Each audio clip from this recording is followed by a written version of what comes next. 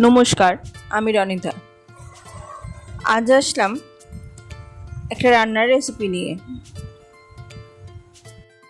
রান্নাটা একটু অন্যরকমভাবে করলাম। তার জন্য প্রথমে নিয়ে নিয়েছি পটল, পেঁয়াজ আর আলু। রেসিপির নাম সবার শেষে বলবো, তার আগে দেখে নেওয়া যাক রেসিপিটা কিভাবে তৈরি করলাম।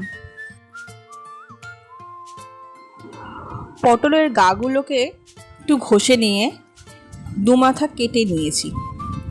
এরপর পটলের ভেতরে যে শাঁসটা রয়েছে সেইটা একটা চামচের সাহায্যে কুড়ে একটা আলাদা পাত্রে রেখে দিচ্ছি। সব পটলগুলো একসঙ্গে শাঁস বের করে নিয়ে একটা আলাদা ঝুড়িতে রেখে দিলাম, আর শাঁসগুলো একটা আলাদা পাত্রে রেখে দিলাম। এরপর একটা আলু জিরি করে কেটে শাঁসগুলোর সাথে মিশিয়ে রাখলাম, আর এর সাথে দিয়ে দিলাম একটা পেঁয়াজও। পটলের ভেতরের থেকে যে শাঁসগুলো বের করে পটলগুলো আলাদা করেছিলাম, সেই পটলগুলোকে ভালোভাবে ধুয়ে কড়াইতে তেল গরম করে ভাজতে বসিয়ে দিলাম। ভালো করে ভেজে নিতে হবে পটলগুলো।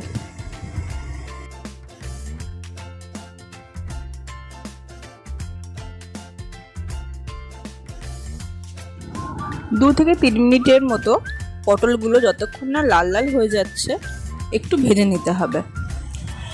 ভাজা হয়ে গেলে পটলগুলো আলতো হাতে তুলে নিতে হবে একটা আলাদা পাত্রে, যাতে ঠান্ডা হয়ে গেলে পুরগুলো ভরে নেওয়া যায়।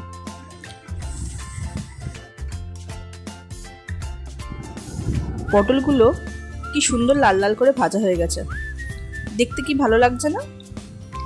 সব পটলগুলোকেই এক এক করে তুলে একটা আলাদা পাত্রে রেখে দিলাম। এরপর যে শাঁসগুলো বের করেছিলাম আর আলু আর পেঁয়াজটা কেটে রেখেছিলাম, সেগুলো একটু কষিয়ে নেওয়ার জন্য কড়াইতে তেল গরম করে সামান্য জিরে আর একটা শুকনো লঙ্কা ফোড়ন দিয়ে ভালো করে সব উপকরণগুলো দিয়ে দিলাম একটু ভাজা ভাজা হওয়ার জন্য।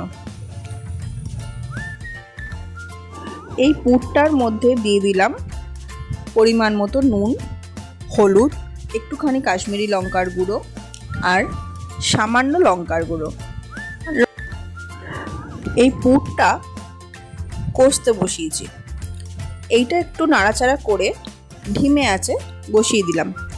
আর অন্যদিকে মশলাটা করার জন্য পুরো রেসিপিটার মিক্সিতে দিয়ে দিয়েছি একটা গোটা পেঁয়াজ, টমেটো, আদা আর লঙ্কা, জিরে গুঁড়ো, ধনে গুঁড়ো সব কিছু একসঙ্গে মিক্সিতে বেটে নিচ্ছি। বাটা হয়ে গেল। এরপরে আবার একটু নেড়েচেড়ে দেখে নিলাম যে সব পুরটা আর মশলাগুলো কষানো হয়ে গেছে কিনা। 10 মিনিট ধিমে আঁচে রান্না করার পর যখন দেখলাম অল্প অল্প তেল ছাড়ছে, তখন একটা ডিম দিয়ে দিলাম। ডিমটা দিয়ে আবারও ভালোভাবে সম্পূর্ণ মশলাটার সাথে মিশিয়ে নিচ্ছি। এবার যতক্ষণ না ঝুরঝুরে হচ্ছে ততক্ষণ মশলাটা কষিয়ে যেতে হবে।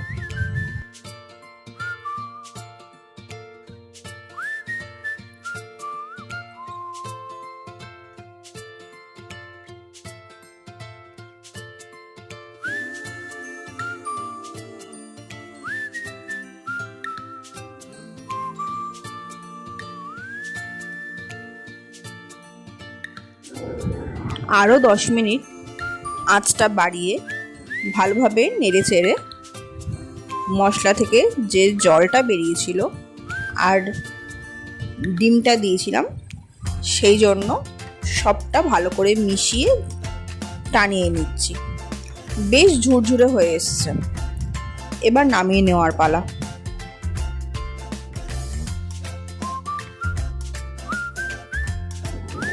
এবার পুরটা সম্পূর্ণ কষিয়ে নিয়ে তৈরি হয়ে গেছে।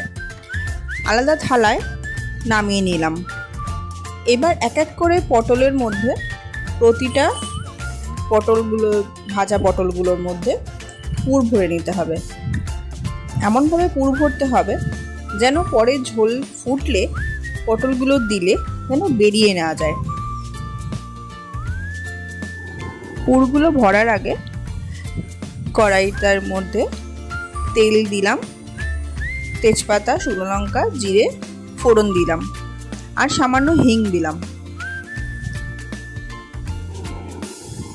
ফোড়নগুলো গরম হয়ে যাওয়ার পর বেটে রাখা মশলাটা, যেটা মিক্সিতে বেটে রেখেছিলাম সব কিছু দিয়ে, সেটা কষতে বসিয়ে দিলাম। এর মধ্যে দিয়ে দিলাম নুন পরিমাণ মতো, হলুদ, শুকনো লঙ্কার গুঁড়ো আর কাশ্মীরি লঙ্কার গুঁড়ো। তার সঙ্গে দিয়ে দিলাম জিরে গুঁড়ো আর ধনে গুঁড়ো।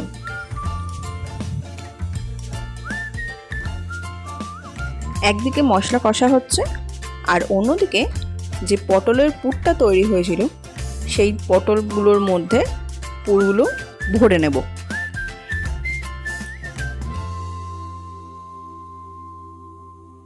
প্রত্যেকটা পটলের ভেতরে পুরটা ভরে রেডি করে রাখতে হবে, তাই প্রতিটা পটলের মধ্যেই পুর ভরে নিলাম।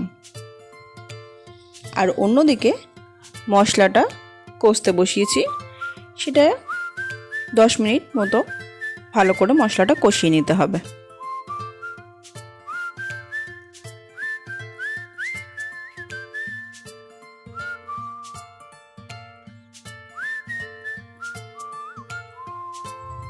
প্রতিটা পটলের মধ্যে পুর ভরা হয়ে গেছে। আর অন্যদিকে যে মশলা কষাতে বসিয়েছিলাম সেটাও প্রায় হয়ে গেছে। এবার যে বাটা মশলা ছিল সেই বাটা মশলার জলটা দিয়ে দিলাম। সামান্য নেড়ে চেড়ে এবার একটু গামাখা করার জন্য পরিমাণ মতো জল দিয়ে দিলাম।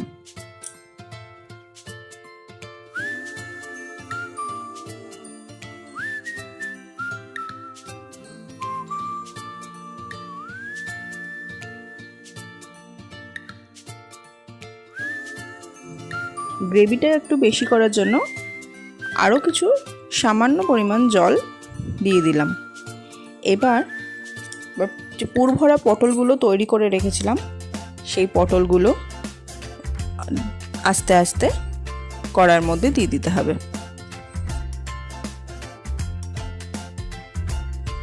একটু মিষ্টি মিষ্টি হওয়ার জন্য সামান্য পরিমাণ চিনি দিয়ে দিলাম আর ভালো করে ঝোলটা ফুটিয়ে নিলাম।